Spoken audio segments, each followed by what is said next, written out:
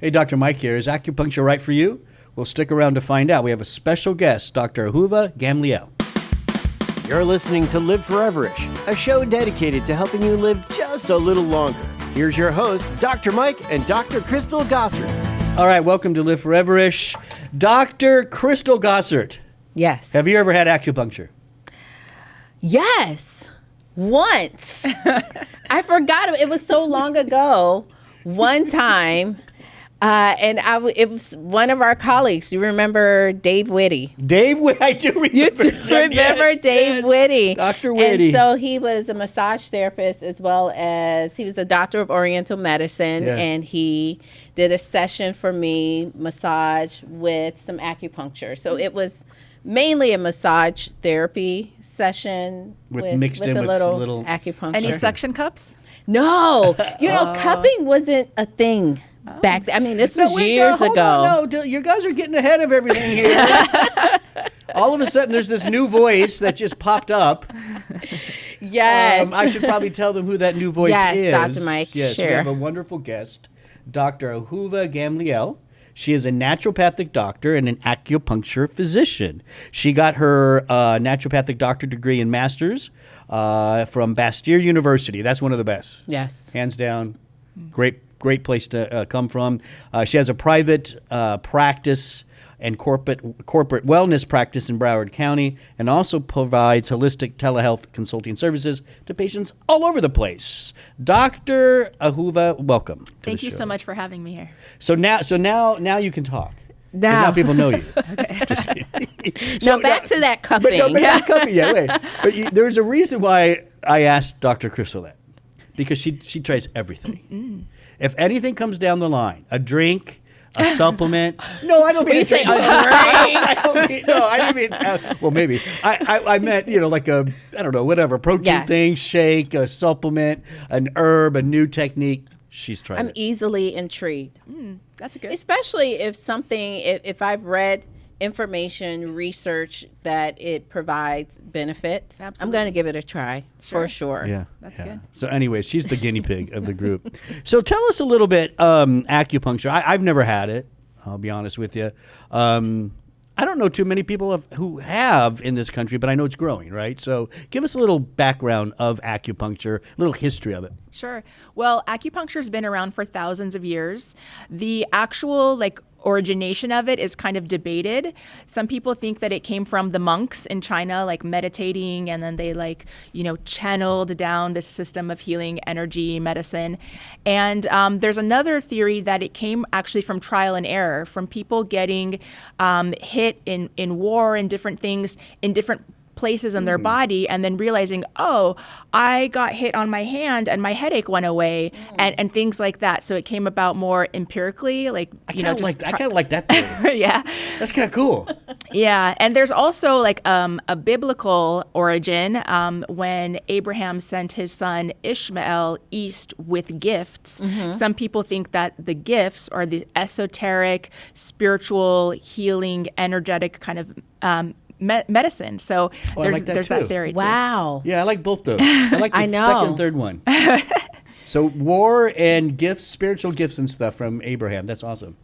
Yeah. Wow. So how did you get involved with this? Because I know, I think you had said, we were talking before the show, right, that you went to Bastyr. That's well known as a naturopathic school. Correct.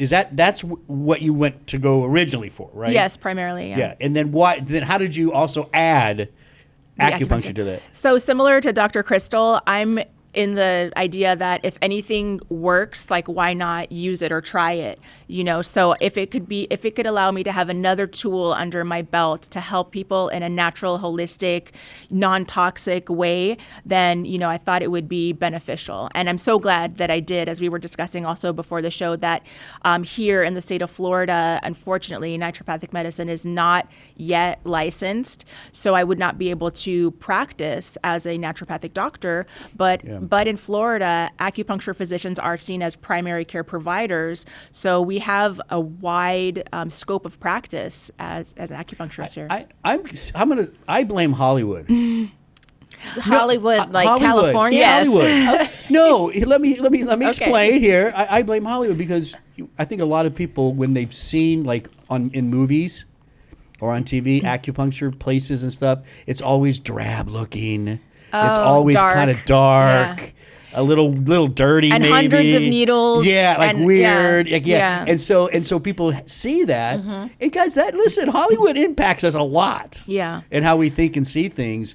So what are those real barriers then? Like when will this be more accepted across the country? When will acupuncture be seen as something where you can use medical insurance for and all that kind of stuff? Like, what's your vision there?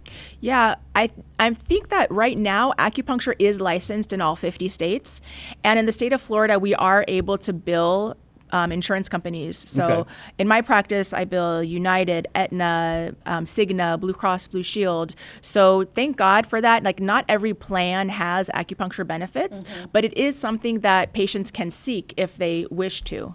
Now, would you need a referral from a primary care physician, or does it depend on the plan? Exactly. It depends on the plan. In some cases, they do need referrals, and it has to be proven as medically necessary. Like they couldn't just do it for weight loss or stress. They have to have like a condition that's been documented that they have a real history of. diagnostic So code what type type of thing. Yeah. conditions? So acupuncture can treat anything from head to foot, from headaches to plantar fasciitis, digestive disorders, infertility. And so a lot of people associate acupuncture with pain conditions like Right. back pain, neck pain, knee pain, etc. However, we don't think of acupuncture for things like stress, depression, anxiety, things like that, insomnia. Those can all be treated with acupuncture, even menopause. Well, I think that speaks volumes to the work that you do because it is covered by insurance. It is accepted in the medical community. What's surprising is that people aren't taking advantage of it. Like people aren't doing it. And I wonder if they're just, Maybe they don't know. understand it. Well, maybe they Exactly. don't know that it's covered by their insurance. And they stuff. don't know the benefits of it. Like I said, a lot of people associate acupuncture with pain conditions. So you think, oh, I don't have back pain, and how can acupuncture help me with digestion? And actually, my first job when I left Bastyr University was doing acupuncture on cruise ships. And the way that we got patients was that on sea days, when people had nothing to do, we offered free educational lectures. So when people would come and say, oh, I didn't know that acupuncture can help with, constipation or IBS or something like that. And they are more open-minded when they're on vacation, like, oh, let me try something Yes. new. So they come in and then they're so like happily surprised that it worked because they weren't expecting That's it to. great.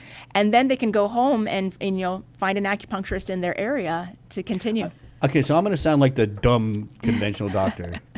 Well, that's just kind went- of a part of my next question is what's the deal with conventional doctors and why aren't they Well, that telling that their wasn't my patients question that? at all. My question is more about is it related to pressure points and stuff where you Yes. okay because it's a lot of people. I think you're right when they think of acupuncture, it's more the pain stuff, right? Right. But you mentioned anxiety, and I have a friend that has a panic disorder. And she can't always obviously get into her acupuncture and it works, but apparently it's somewhere in her in her hand. She showed me it. Of course, people on YouTube can see what I'm doing, but the rest can't. But you kind of clasp your hand like this, and where your thumb lands, Yes. and you rub that, Yeah. it calms you down immediately. Yes. That point. So was that where you would put maybe a a needle? needle, yes. So that point is actually on Not the. so dumb. It's I on, didn't say that. So that point is on the large intestine channel. It's called a large intestine 4, and it's what we call the panacea point, which means cure all.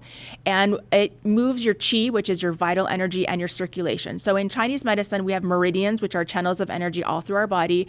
And when somebody has a panic disorder or pain or any like issue in their body, it's because the energy is stuck. So this point moves the chi, it moves the blood.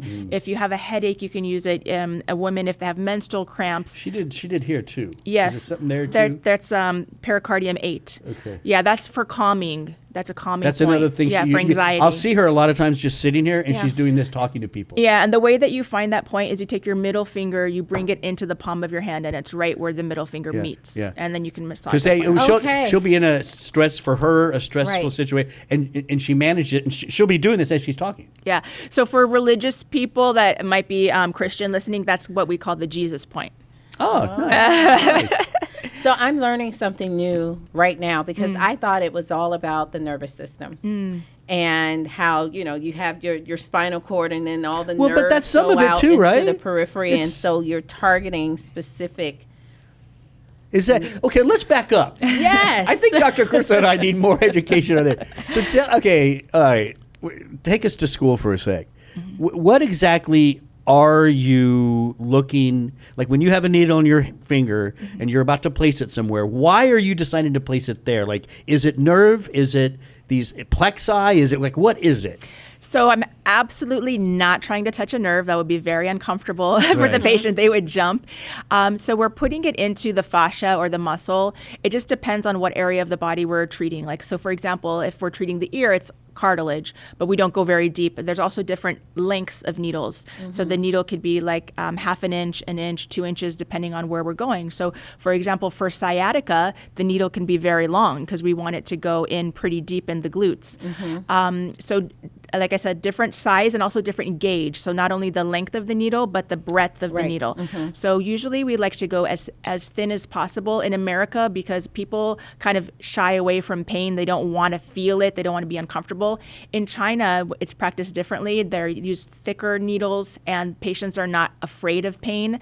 Maybe the mentality is different there, like the no pain, no gain. Yes. They want to feel that it's working, that it's doing something. They don't want to feel like... I kind of get that. Yeah. I see that. So there's two sides of, but they both work. So that's the interesting thing is, so what it does is it stimulates. So I think this is more answering your question, like how is it working? What are you doing with the needle? So it creates kind of like a micro tear in the tissue by inserting the needle, and that awakens the body's like healing systems, the circulation of like, we have an injury, we got to go in, we got to send in our fighters to repair this injury. So we have the red blood cells, which are bringing in the oxygen and the iron. We have the white blood cells, which are bringing in the natural killer cells, and the macrophages, which I like to call the Pac-Man cells. They come up and eat any cellular debris or anything that shouldn't be there. So we have all kinds of healing, elements inside the blood that are like coming to heal that area. So we're kind of like bringing the body's awareness of like, oh, this area needs to be healed. Let's go in there and do what needs to be done. Yeah, it's like you're adding a little stress. Yes. That allows the body. That's that hormesis effect type. Right. That we talk about a lot more in conventional medicine. Yes, and that cleared up everything. That completely makes sense to me, which leads me to the next question about the research. Yes. What are there any landmark studies or anything that any research that you can share? And I'm sure there has to be because it's accepted in the medical community. It's covered by insurance. So, and I know insurance companies, they will not cover something and in this country, right? We don't follow the anecdotal evidence as much as we do. What's that real claim? Because there's like in China, maybe they accept more of the anecdotal evidence, which is fine, historical. But in this country, your MD, stuff like that, they're going to want, where's that hardcore science? It's so interesting that you say that because my experience in Chengdu, China was the exact opposite. Like even though acupuncture and Chinese medicine has been there for thousands of years, they want to do what's new and trendy. And conventional medicine is only about 200 years old, but they think in China that that's like the best, the gold standard. And so they don't necessarily do as much acupuncture in China as they want to do Western medicine. So there are... That is, I wouldn't have thought that at all. Yeah. Very interesting. Yeah. So when you think of, you've mentioned a lot of things already, a lot of pain disorders, for instance. Yeah. What is that where you focus, or do you'll treat anybody that needs help basically, or is there a specialty that you follow? So I have a specialty service, which is homeopathic injection therapy, which I use homeopathic anti-inflammatories such as Zeal for people who have pain conditions. Like let's say they've tried steroids, NSAIDs, cortisone, for example, to manage their pain. As we know, that only puts a temporary Band-Aid over the problem. It does not heal the problem. It does not address the root of the problem, whereas the homeopathic medicine allows the body to heal itself from the inside out. So those homeopathic injections are something that I specialize in doing, and as an acupuncturist, it is a specialty certification. So can you explain homeopathic medicine. I mean, we have to, we have listeners that may not know what that is. What that exactly, is. yeah. Okay, so homeopathy is based on the principle of like cures like. So you give a little bit of something in order to antidote. So for example, if somebody is allergic to bee stings, the homeopathic remedy for that is called apis, and it's derived from the sting of a bee. And so what they do is they take it and they dilute it and dilute it and dilute it until there's no actual substance. There's no actual, like you can't find the sting of the bee inside the pellet or the drops, because it could be formed in a liquid or drops that you take under your tongue. It's just the energy of that thing, and then that helps to combat the allergic reaction to bees. So that's that. But I do want to circle back to Dr. Crystal's question that she asked me earlier that I didn't get a chance to answer about research. Yes. So it is very important to do what we call evidence-based natural medicine. So we don't go based on theories, ideas, like, oh, maybe this will work. We do want to provide a service that is beneficial for people. Yes. Ultimately, we want results. Right. So the best way to kind of research if acupuncture is good for you and your condition or your concern or maybe your relatives, there's a website called pubmed.gov. Yes. Okay, and you go on that website, pubmed.gov, and you type in acupuncture and whatever keyword it is, sciatica, headaches, menopause, whatever it is that you're wondering about, and then everything that comes is peer-reviewed journals. So that's the gold standard of Western medicine today. So it's been, tested by, the conventional medical society. And then you have articles. And some will honestly say that it's good. Some might say it's undetermined whether it's beneficial or not beneficial. And some may say our study showed that it didn't help with a certain condition. But you do have tons of resources available online at your fingertips. Yeah, and I think that's an important point because I think, is a misconception when you look at natural medicine in general, that there's just not the research supporting it. Well, and there's you say that research. just with supplements. Yeah, exactly. I mean, that's where we specialize in disseminating all the clinical trials in supplementation. And doctors still look at me. My colleagues still look at me from Texas. There's no research supporting that. It's like, what do you mean? Here's 200 studies. Here, I won't even overwhelm them. Yeah. Here's a good 5. Just take a look. Right. It's like, exactly. Let me ask. So you went through a lot of official training. You got your true master's from a great university. But are all acupuncturists out there at that same standard, or some? Do you worry that there are some practicing acupuncture that maybe need more training? What's the word, sham acupuncture? Is this an issue? Okay, so that's a really good question. And there are studies that have shown that sham acupuncture, which for those listening who don't know what that is, it's like fake acupuncture.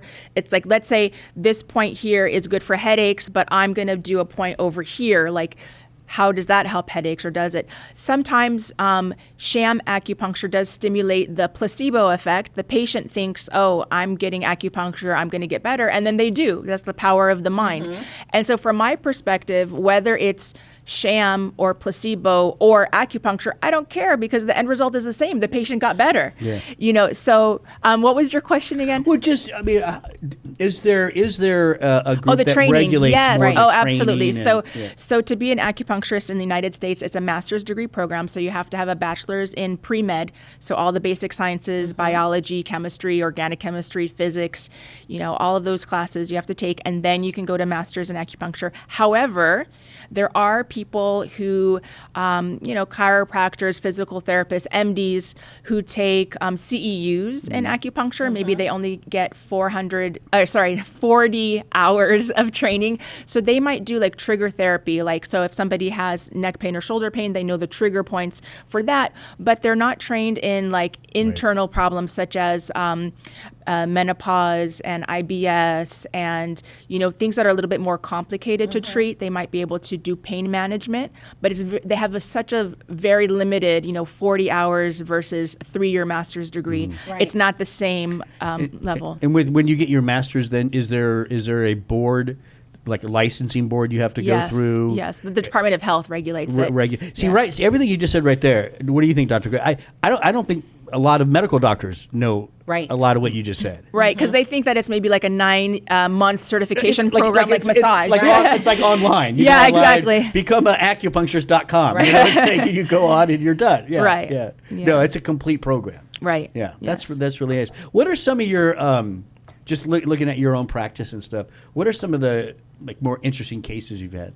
Well, one case that stands out in my mind, it was a very challenging case because I had never treated this condition before, and I did not even know if acupuncture was going to work. It was a gentleman who came to me with macular degeneration. And as you know, that conventional medicine has nothing for that.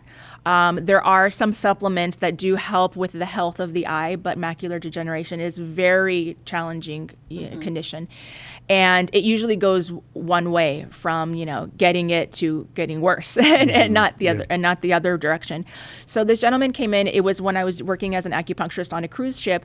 And I told him the truth, I told him, I don't know if this could be beneficial or not, but let's give it a try and see what happens. So he came in, he was very open-minded.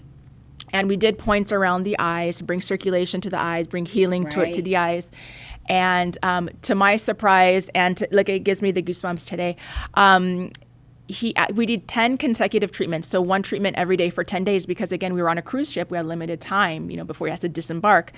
And towards the end, he said that he had black circles in his visual field that they went away. And for him, that was life-changing. That was amazing. Yeah. And I didn't expect that. I didn't even know that it was capable of doing that.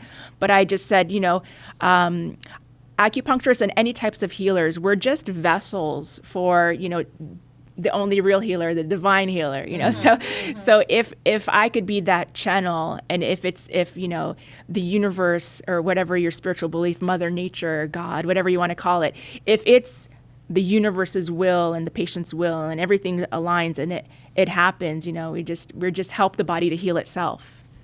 Are you going to go back to the cruise ships? Because that sounds really cool. I honestly, I need her to stay in South Florida so that I can become a patient. Thank you. The funny thing is that was between 2004 to 2006. I still dream about it, but I currently have 3 teenagers, and I think they would be really mad if I just left.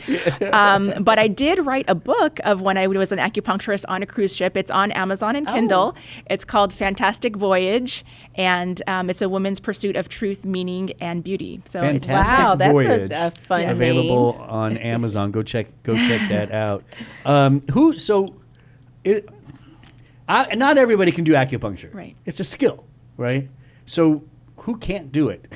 Can I just go in there, you think, and take some classes like the MD? No, Dr. Mike.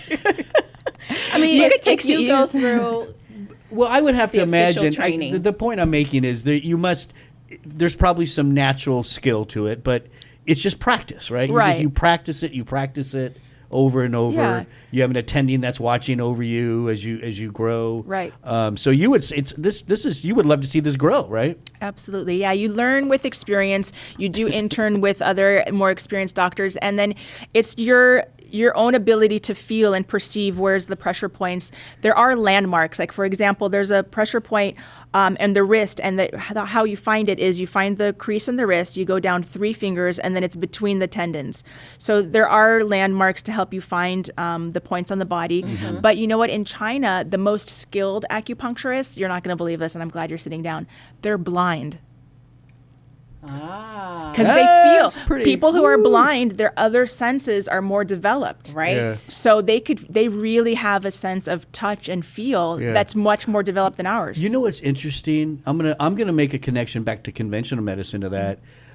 Some of the best diagnostic physicians ever were the ones when they didn't have labs and stuff. They were true clinicians. They touched. Yeah. They felt. They could They smelled. They Yes. taste it. Yes. They Yes. taste it. Between all of that and taking really listening, they were better at diagnosing than than they are now with labs and stuff. Right? So I kind of get that. I think that's cool. Yeah. So is Very nice. acupuncture for everyone? Well, There are certain conditions where, like, for example, in the state of Florida, as we mentioned, it is regulated by the Department of Health. So we are primary care providers. We can help people with any condition except you have to have a primary oncologist if the patient is a cancer patient, and you can utilize acupuncture for the side effects of chemotherapy, radiation, all of the unpleasant, loss of appetite, loss of hair, loss of energy. All those things can be addressed with Chinese medicine, including acupuncture. But we can be primary care for high cholesterol, high blood pressure, gynecological issues, and all of those other things. So how long is a session? What can people expect? So the sessions are usually between 45 minutes to an hour.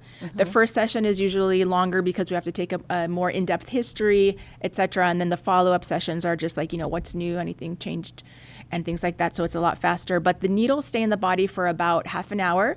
And that's because it takes 28 minutes for the blood to circulate around your entire body. So we want to make sure that the entire blood moves around the body. And then we also give recommendations often for nutrition, what to eat, what not to eat to address the person's condition, which supplements to take, herbal medicine, and also things that they can do at home, such as stretching, exercise, baths that can help with their condition. Very nice. You're listening to Dr. Ahuva Gamliel. She is a naturopathic doctor and acupuncture physician. Dr. Ahuva, if a listener wants to learn more about you, check out your practice, how can they find you? My website is drgamliel.com. So it's spelled DRGAMLIEL.com. And I'm actually in the process of shifting more from acupuncture in my office in Hollywood, Florida, to providing telehealth and wellness services worldwide, because I want to be able, that's one of the things that the pandemic kind of opened up is telehealth. I want to be able to reach and help more people across not only the United States, but anywhere in the world. If they want to improve their health with nutrition and supplements and herbal medicine, I want to be easily accessible to everyone. Yeah, very nice. Well, thanks for coming on today. My pleasure. Fantastic topic. Thanks. I'm going to become an acupuncturist now. Crystal. You can take CEUs if you're still keeping your degree active. And she'll be my guinea pig. No, I won't. I really, it's fantastic, and it's great for me. This was enlightening because I learned a little bit more that it is more regulated. There's structure to the education, there's structure and licensing to the practice. I mean, that's a lot of stuff that I think people don't realize. Yeah, and we do have to keep our degrees active. So every 2 years, we need to take 30 continuing education units. So it's not like you just do the 3-year master's and you're done. You have to constantly be learning. And that's how it should be through any type of medicine you practice, right? Yeah. So that's fantastic to hear. Thanks for coming on again. My pleasure. You're listening to Live Foreverish. Don't forget, you can go to liveforeverish.com.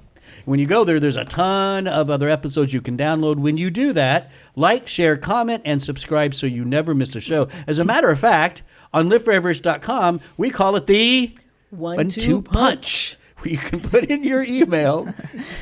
We probably should come up with something better than that. Put your email in, and you join the family of Life Extension and Live Foreverish, and then you can also subscribe to the show from your favorite place that you like to listen to podcasts. Yeah. LiveForeverish.com. Go check it out. I'm Dr. Mike. Thanks for listening.